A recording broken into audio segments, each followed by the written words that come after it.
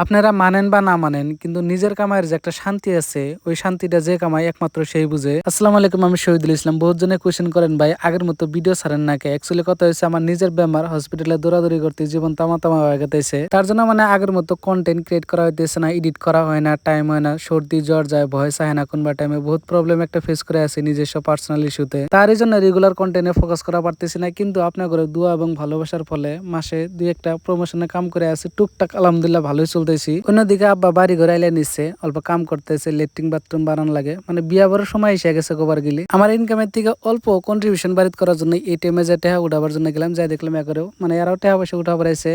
বহুত টাকা ইনকাম করছে সোশ্যাল মিডিয়ার থ্রু দিয়ে, কিন্তু কোনোদিন আব্বার হাতে এরকম করে দেওয়া হয় নাই। আমার হ্যাবিটই নেই, যা দেই মার কাছে দেই। এবার না যে আমি আমার আব্বাকে ভালো পাই না, কিন্তু একটা কথা আছে না, পুরুষ মানুষ নিজের বাপের ভালোবাসাটা কোনোদিন প্রকাশ করা পারে না। ঠিক আমার লগে ওরকম হয়। আমি যত পয়সা পাতি দেই টুকটাক মার হাতে দেই, মা আব্বাক দেয়। আলহামদুলিল্লাহ মাস শেষে টুকটাক যাই পাই আপনার করে ভালোবাসার জন্য পাইতেছি। আপনারা বহুত সাপোর্ট করতেছেন। আর এই টাকাটা যে উঠাইলাম, এই টাকাটা খুব কষ্ট মেহনতের পয়সা, কিন্তু আব্বার হাতে আমি নিজে দিম না। কি জন্য দিম না আমি নিজেও জানি না।